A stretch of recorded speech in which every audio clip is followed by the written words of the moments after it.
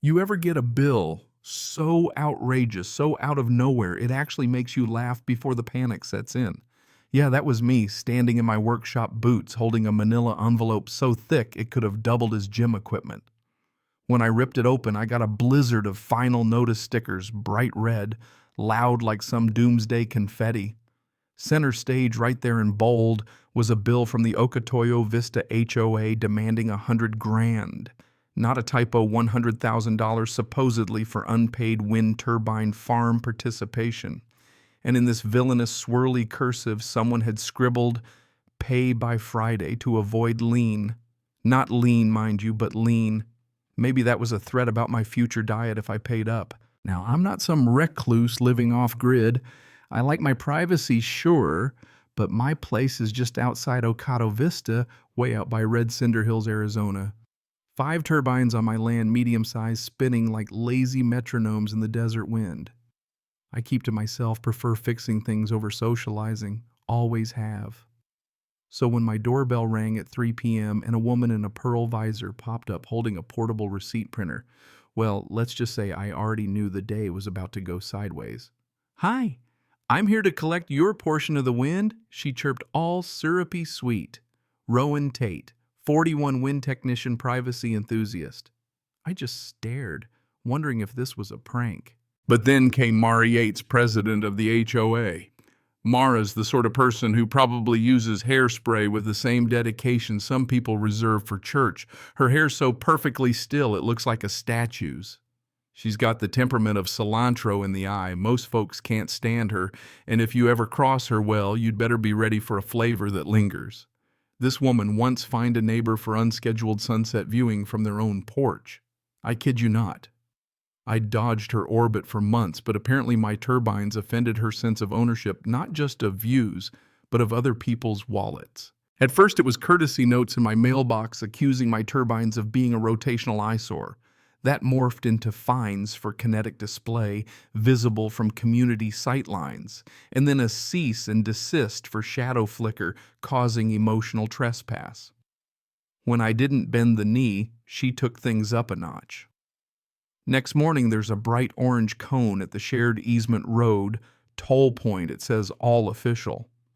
Suddenly, Mara's charging every delivery driver to my place for pavement degradation by non-member vehicles. Even cornered my feed truck guy for $40 because the weight damages HOA adjacent infrastructure. You ever see a grown man try to explain to a stranger why he won't pay for wind wear and tear? Yeah, that happened. But Mara's true art is public relations. She sent out a newsletter, pie charts, bold font explaining community reintegration of infrastructure, which is HOAEs for we're calling your private turbines shared assets because wind blows for everyone. There's a cartoon dollar signs float from my turbines straight into a community fund treasure chest. 100% HOA, 0% me.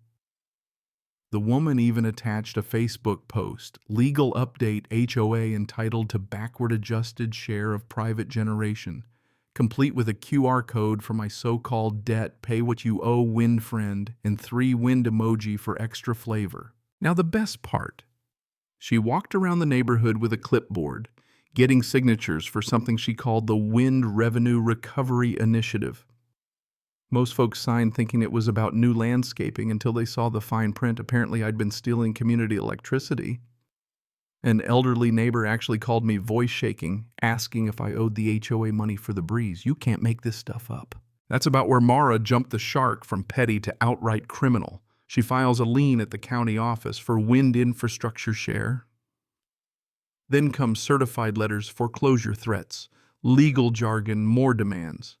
She emails my co-op pretending to be the community treasurer demanding to audit my meters, except she used Comic Sans font and a Gmail address. Official HOA, treasurer@gmail.com. Mail to official HOA treasurer@gmail.com. Not even trying to hide it.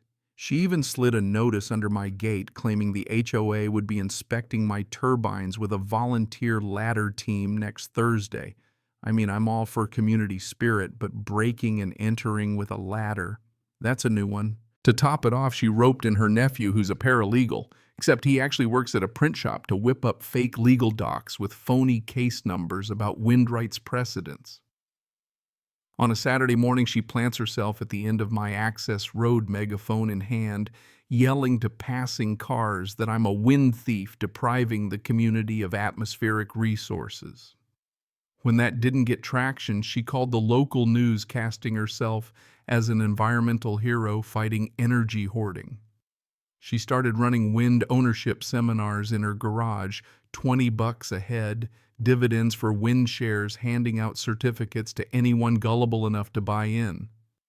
She even set up at the farmers market, passing out flyers with my photo circled in red wind monopolist. She made up quotes from fake experts saying my turbines were destroying the local ecosystem. You know what I mean? We're talking full circus mode now. The last straw was when she pretended to be a government official investigating unauthorized wind farming and called my insurance. At that point, it wasn't just HOA drama anymore, it was straight up criminal. Trivia for the folks at home: forging documents, impersonating utility officials, trying to extort payments you aren't owed. Those aren't quirky neighborhood initiatives. Those are felonies with real prison time attached. So I gathered everything: envelopes, fake invoices, that lean screenshots, and a USB full of gate cam footage, including Mara trespassing and narrating her crimes for posterity.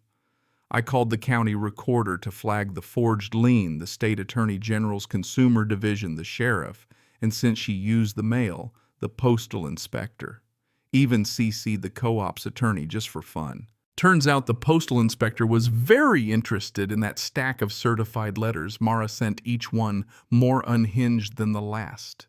One letter claimed she'd consulted atmospheric scientists who confirmed my turbines were creating a wind deficit zone and dropping property values. Another included a hand-drawn map, wind arrows all flowing from the neighborhood to my house like I'd installed a giant atmospheric vacuum. Creative, I'll give her that. Mara, for her part, scheduled a town hall in the clubhouse, slideshow, glittery, "We Own the Sky" banner, rhinestone gavel, the works. Residents showed up expecting a meeting about pool repairs. 5 minutes and Mara's deep into medieval air rights. When two people walk in, one in a sheriff's uniform, the other county investigator. The room went dead quiet. Mara waved around her laminated bylaws, Comic Sans, of course, her voice trembling as she explained how the HOA's jurisdiction extended to all wind within 5 miles of the neighborhood border. The investigator just asks, "Where in your easement does it say you control private property outside the subdivision?" Mara stammered. It didn't exist. You could hear the AC straining against the Arizona heat. I laid out my deed and survey on the table like a man laying down a royal flush. The co-op's lawyer dialed in on speaker and made it plain as day: my turbines, my property, private generation HOA has no standing, zero zilch. You could feel the entire room's faith in Mara drop like an elevator with a cut cable. Someone on the board actually whispered, "We do not actually own the sky." The deputy's pen stopped in mid-sentence and Mara's PowerPoint froze on that infamous pie chart, 100% HOA in bold red. After that, things moved with legal precision, almost musical the way the dominoes fell. The county voided the fake lien with prejudice, which meant Mara could never file another like it again. The Attorney General's office filed charges: false instrument, attempted extortion, impersonation to obtain utility records. The postal inspector tacked on mail fraud because using the USPS for scams brings federal heat. In court, the prosecutor played a video. Mara filmed herself standing in front of my turbines, declaring eminent domain on gusts, and then screaming at a vulture, "That's community oxygen. You're breathing without permission." The judge's eyebrows climbed so high they never really came back down. They showed all the fake documents, her nephew's masterpieces, complete with a fake law firm, Atmospheric Rights and Associates. People in the gallery had to bite their tongues not to laugh. The judge had to call for order when the prosecutor read Mara's email to the power company where she claimed to be the duly appointed Sky Marshal of Okato Vista. I'm telling you, it was legendary. The verdict hit like a sledgehammer, guilty on the filings and impersonation, deferred on mail fraud if she paid restitution. The judge, stern as a church bell, said in 30 years he'd never seen such a creative, utterly baseless attempt to claim natural resources. Mara got 18 months in county jail, 5 years probation, a lifetime ban from ever serving on any HOA board in Arizona, had to repay my $47,000 legal costs, and my personal favorite, court-ordered letters admitting she does not own the wind. Mara's face cycled through every color imaginable as the judge read out her punishment: red-white, a strange shade of purple. She sat there, mouth opening and closing like a fish, realizing it couldn't actually breathe. So next time your HOA gets grand ideas about community air rights, just remember, sometimes all you need to fight the wind is a well-timed camera, a stack of real paperwork, and the truth on your side. Now here's my question. Do you think there should be limits on what HOAs can claim as shared assets? Or did Mara have a point buried somewhere in all that madness? Let me know in the comments. Share your stories, your opinions on where property rights begin and end. And hey, if you've ever gotten a bill for the breeze, I definitely want to hear about it. Don't forget to drop your location, share this with a friend who's battling their own HOA circus, and let's keep the wind blowing in the right direction where it belongs.